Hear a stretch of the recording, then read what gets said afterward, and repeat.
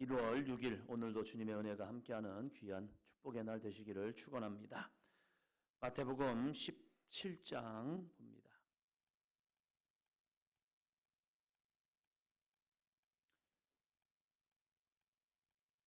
(17장) 14절 15절입니다. 그들이 무리에게 이르매 한 사람이 예수께 와서 꿇어 엎드려 이르되 주여 내 아들을 불쌍히 여기소서. 그가 간질로 심히 고생하여 자주 불에도 넘어지며 물에도 넘어지는지라. 16절이요. 내가 주의 제자들에게 데리고 왔으나 능히 고치지 못하더이다. 아멘. 실패를 경험합니다.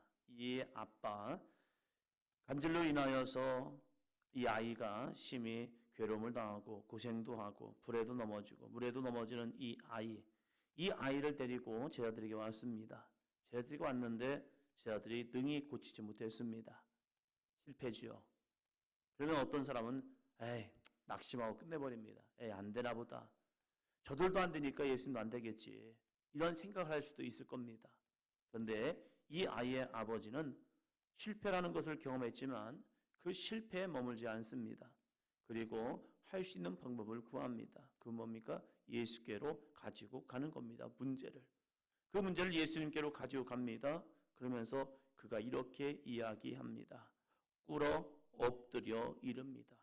꿇어 엎드렸다는 것은 무엇입니까? 자기를 낮추는 거죠. 꿇었다. 무릎을 꿇고 엎드렸다. 그것은 사람이 가장 작아지는 모습입니다. 자신의 낮아짐, 자신의 이 부족함을 내어놓고 예수님 앞에 그걸 내어놓는 겁니다. 예수님, 나에게 이런 문제가 있는데 이 문제 좀 해결해 주세요. 고개를 빳빳하게 세우고 이 문제 좀 해결해 봐요 라고 했던 바리새인과 사두개인들과는 다른 반응이죠. 그들은 예수님께 표적을 구합니다. 그 표적을 구하는 것은 예수님을 믿기 위한 것이 아니라 예수님을 조롱하기 위한 모습이었습니다. 그런데 이 아이의 아버지는, 이 사람은 자신의 가장 작은 모습으로 무릎을 꿇었고 그리고 엎드렸습니다. 나는 아무것도 아닙니다. 나는 부족한 자입니다. 나는 연약한 자입니다. 그러나 주님만이 하실 수 있습니다. 이 믿음을 가지고 여러분, 실패한 이후에 이렇게 할 수 있다는 것 쉬운 거 아닙니다. 왜냐하면 한쪽 마음에는 안 될 수도 있겠네. 안 될 거야 라는 마음이 그 마음에 밀려 왔을 거예요. 그런데 그러한 마음을 내려놓고 예수님 앞에 문제를 가지고 옵니다. 그러면서 예수님께서 그 안에서 간질이 아니라 예수님은 이렇게 말합니다. 17절이요. 18절. 예수께서 대답하여 이르시되 믿음이 없고 패역한 세대여 내가 얼마나 너희와 함께 있으며 얼마나 너희에게 참으리요. 그를 이리로 데려오라 하시니라. 이에 예수께서 꾸짖으시니 귀신이 나가고 아이가 그때부터 나으니라. 아멘. 이 아이는 간질이 아니라 이 아이에게는 귀신이 있었다는 거예요. 질병이 아니라 귀신의 문제, 영적인 문제예요. 때로는 우리에게 문제가 생길 때 영적인 문제가 있고 육적인 문제가 있습니다. 이 둘과의 관계를 우리는 잘 깨달아야 합니다. 그래서 이것이 육적인 문제인지 영적인 문제인지. 예배당에 와서 내가 괜히 시름시름 아파합니다. 아니 멀쩡했는데 교회만 오면 그래요. 무엇입니까? 영적인 문제이죠. 내가 뭔가 믿음 생활 좀 열심히 해보려면 질병이 오기 시작합니다. 무엇입니까? 영적인 문제입니다. 우리가 믿음 생활 조금 뭔가 하려고 하면 아파요. 아픈 거 사실입니다. 그런데 이것이 영적인 문제냐? 육적인 문제냐? 영적인 문제는 돌파해내야 합니다. 육적인 문제라면 쉼도 필요합니다. 이 두 가지 문제 속에서 우리가 어떻게 그걸 극복해낼 것이냐? 이것이 우리의 숙제이기도 합니다. 이 아이의 아버지는 이 아이가 간질로 인해서 이런 문제가 발생했다고 생각했습니다. 예수님은 정확히 보십니다. 이 아이는 간질이 아니라 그 간질처럼 여기게 하는, 간질의 문제를 나오게 하는 것은 귀신의 역사였다는 사실입니다. 그래서 그 귀신을 꾸짖으시니 귀신이 나가고 아이는 낫게 됩니다. 나의 문제는 무엇일까? 우리 가운데 있는 문제는 무엇일까? 영적인 문제는 회개하고 구원을 받아야 합니다. 육적인 문제는 강건케 만들어야 합니다. 밥을 먹지 아니하면 힘이 나지 않습니다. 밥을 먹어야 합니다. 때로는 운동도 해야 합니다. 영적인 생활도 중요합니다. 이 두 가지를 잘 조화시켜서 우리의 영과魂과 육이 강건케 되어야 합니다. 열심히 성경을 읽어야 합니다. 그래서 내 혼적인 지혜와 명철을 키워야 합니다. 이 머리만 커지면 또 안 됩니다. 우리의 신앙이 바른 신앙이 될수록 영적인 기도의 삶을 꾸준히 또 해야 합니다. 그래야 영혼육이 강건케 되는 은혜를 경험하게 됩니다. 신앙생활할 때에 정말로 우리가 경계해야 할 것이 있죠. 18장 1절입니다. 그때에 제자들이 예수께 나와 이르되 천국에서는 누가 크니이까? 여러분, 제자들이 천국에서 큰 것을 궁금해할까? 천국이 무엇입니까? 하나님의 나라입니다. 이 하나님의 나라에서 누가 크니까? 그 내면 속에는 또 무슨 얘기가 있습니까? 이 제자들의 삶을 보면 자기들이 누가 크냐 이거 가지고 또 다툼도 일어납니다. 왜요? 한 어머니가 자신의 아들들을 주님의 좌편에 우편에 앉기를 원해서 부탁을 합니다. 주의 나라가 임할 때 하나는 주의 우편에 하나는 주의 좌편에 했더니 다른 제자들이 열받은 거죠. 왜? 나도 있는데. 야, 이게 뭐야? 예수님 시대에 치맛바람인 거죠. 내 아들들을 주의 우편에 주의 좌편에. 여기에서 천국에서 누가 크니까? 라고 물어볼 때에 이 제자들은 하나님의 나라, 죽어서 가는 하나님의 나라도 이렇게 얘기했지만 이 예수 그리스도의 통치, 예수 그리스도의 능력의 모습이 나타날 때에 누가 큰 자가 되겠습니까? 라는 그러한 또 속마음도 있을 겁니다. 그럴 때 예수님께서 한 어린아이를 불러 그들 가운데 세우시면서 이렇게 말씀하시죠. 3절이요. 이르시되 진실로 너희에게 이르노니 너희가 돌이켜 어린아이들과 같이 되지 아니하면 결단코 천국에 들어가지 못하리라. 4절이요. 그러므로 누구든지 이 어린아이와 같이 자기를 낮추는 사람이 천국에서 큰 자니라. 아멘.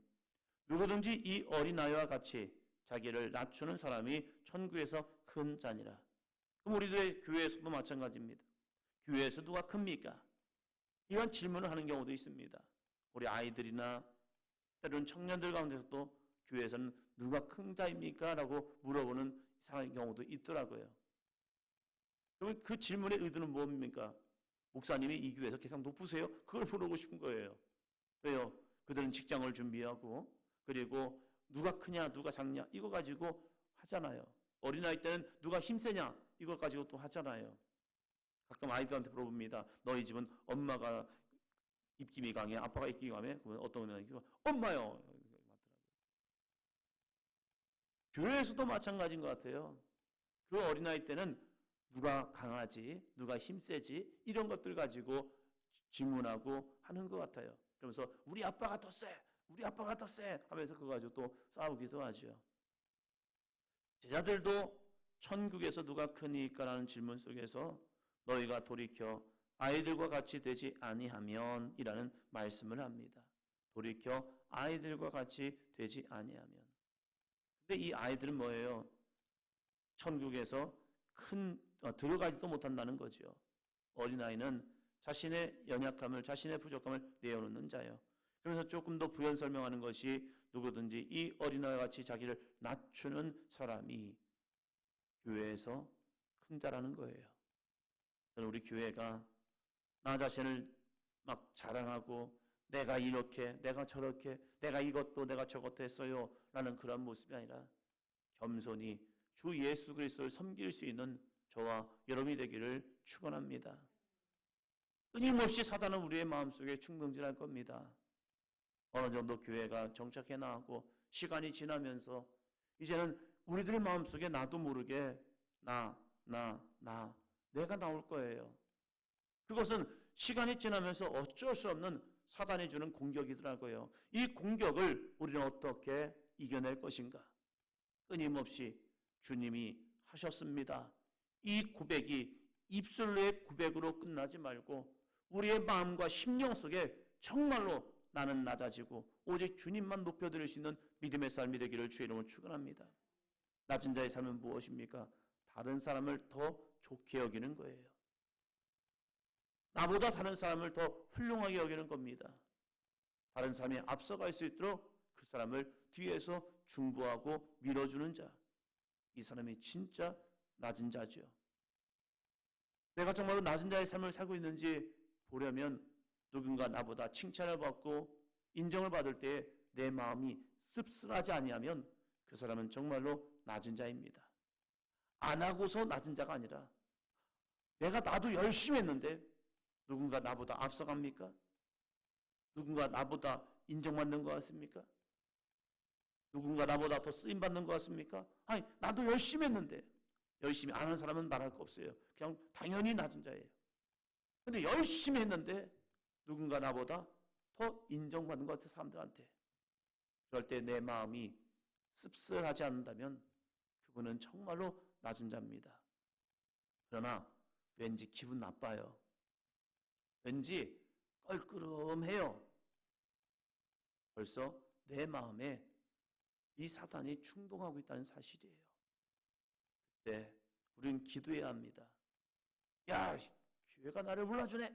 이게 아니라 주님, 제 마음에 나도 모르는 교만이 싹이 텄네요. 이것을 뽑지 아니하면 나중에 이것 때문에 걸려 넘어집니다. 처음에 싹이 났을 때, 처음에 그 마음이 일어났을 때 무던히 싸워야 합니다. 그래야 내 영혼이 천국 들어갑니다. 그러면 주님이 그 사람을 높여 주십니다. 놀라운 은혜이죠.